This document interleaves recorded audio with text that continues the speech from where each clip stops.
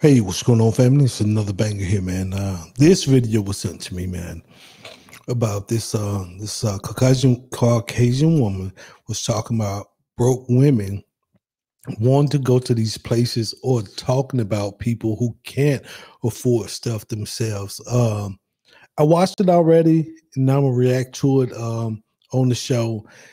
She got some very valid points, man. We have to sit down and listen to her because it is a lot of people that say, well, you can't take me here or I don't go there. And it started with that one lady. It started way before that, but it went viral with that lady probably about a year or two ago.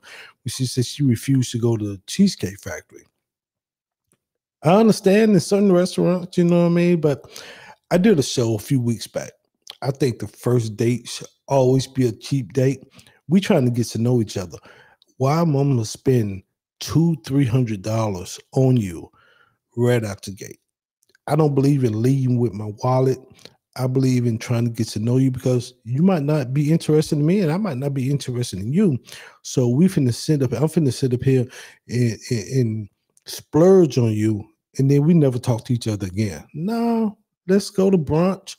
And that way, if the date go well, we got the rest of the day to kick it. But if the date don't go well, I ain't out no more than about $50. You know what I mean? Or chicken wings and fries. I said chicken at me, but or a coffee date or a walk in the park date or something to just to get to know you. You know what I mean? And you get to know me. And then we can, well, this can go well. Let's you know what I mean? Let's do something else. I'm not a guy that just want to be a cheapskate all the time.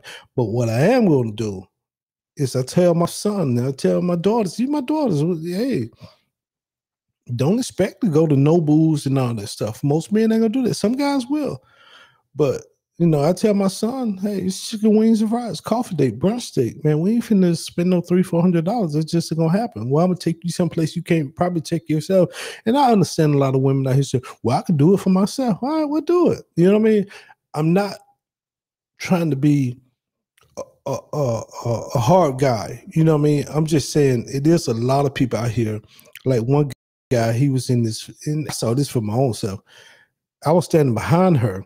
People phone rang, so of course you gonna look. She had him as rent money in her phone. What the heck? His name is rent money in her phone. And I just chuckled. And she probably knew what I was talking about, but rent money? Come on, man. That's ridiculous.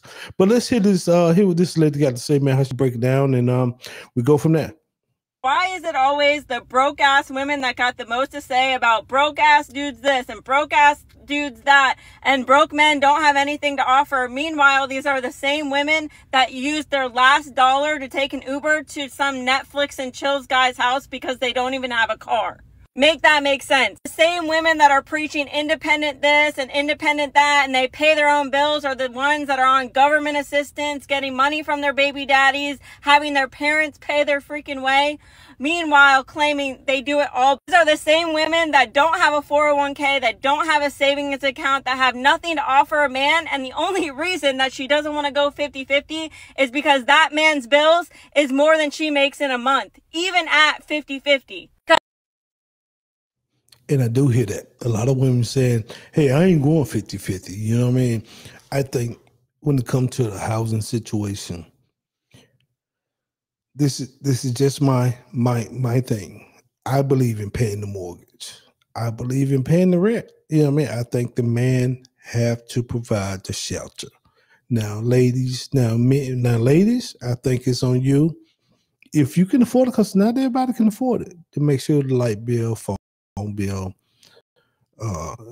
food in the house. And maybe the man can pick up another bill if you can't afford it. But majority of women now make more money than men. You know what I mean? If you look at the income, most women are more educated than men. So the income paradigm has shifted as far as that. But I don't care if my spouse make more money than me. I'm going to pay my mortgage, whether we got one house or two. I'm a hustle or do anything I got to do to make sure that mortgages get paid, because I think it's the man responsibility to keep that shelter over his family here. But let's continue to see what this lady's talking about.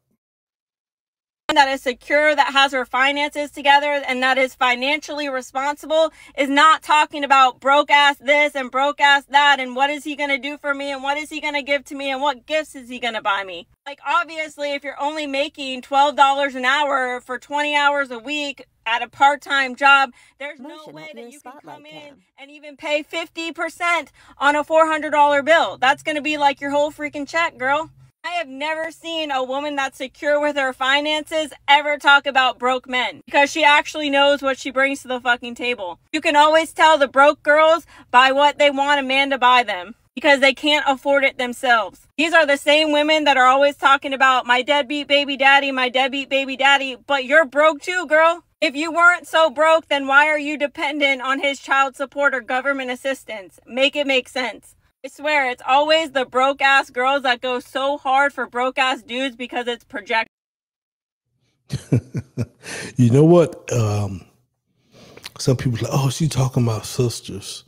Let me say this. Since I've been on social media, I have seen some hood, ghetto, other nationalities, man. I have seen some hood, ghetto, white folk. I have seen some hood, ghetto Hispanics.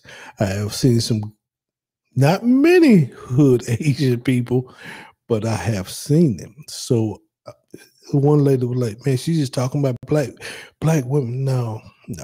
I have seen some baby mama white people, some baby mama Hispanics. I have. So I think she makes some very valid points. But this is my thing. It does seem like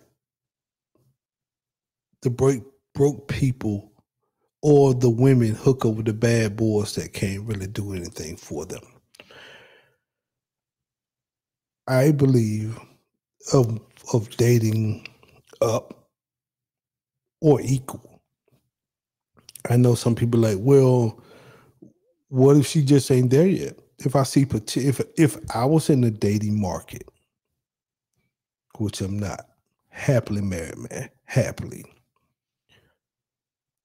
you got to show me some strong potential for me to date down. And people are like, oh, what you mean date down? You have seen a rich man date a broke woman, but you really don't see a rich woman date a broke man. You really don't see that. And I believe in being equally yoked, not just spiritually, but personality, financially, if possible. Now, if that woman has potential to help grow me or the business, hey, I can see that because I see growth there. But if you just want to walk around with Fendi bags or I don't know all these designers, because my wife don't wear a lot of designer stuff or bags. If you just want all these bags, $10,000, $20,000 bags, what do you bring to the table to get that $10,000 or $20,000 bag? You know what I mean? We're not finna just blow money like that. So it is a lot of broke people out here that want other people to take care of them. And it's a lot of men out here starting not to lead with their wallets no more. You know what I mean? You got a lot of guys out here that, oh man, I got it, like T.I. old song. It ain't tricking if you got it, it's always tricking. It's always tricking whether you got it or not. Now, if that's your lady, your wife, hey man, my wife got the credit card. You go do what you got to do, babe. Go buy what you want.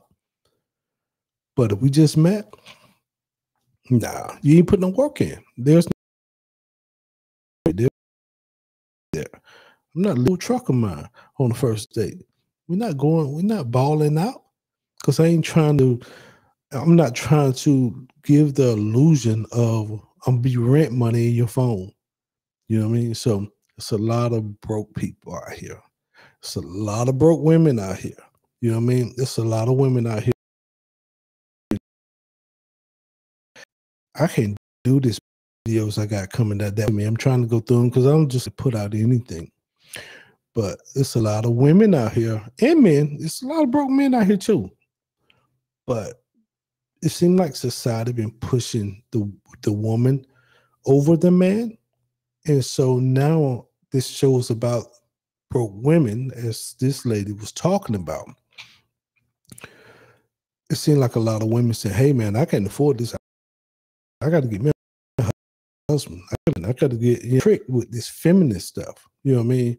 And it's okay to be pro-woman. It's okay to be a strong woman. I can do it by myself. But at the same time, that's not how the Bible, how the Most High said it should be. That woman should have a man. You know what I mean? Now I understand you got a lot of brothers out here, a lot of men. I'm not gonna say brothers, but a lot of men in general that's locked up, that's deceased. So it is probably a man shortage out here. But at the same time, it's somebody out here for you. It's somebody out here for you. Now it might not come in the packages that you wanted physically, but if it's for you, they're gonna treat you like the queen that you want to be treated, and they're gonna take care of you like the queen that how you want to be taken care of. You know what I mean? And physical, you can work on the physical. Now you can work on the height. Now if he's fertily challenged, you know what I mean, he's short king. He's short king. You know what I mean? Not every man can be 6 foot and up. You know what I mean? He might be a short king. So hats off to the short kings out there. You know what I mean? But at the same time, if it's for you, that's going to be the best relationship that you could possibly have. And he's going to take care of you emotionally, physically, and spiritually. And with that said, man, I'm Abrew Yashar'el. Peace and shalom. And stop being broke. Talk to y'all later. Bye.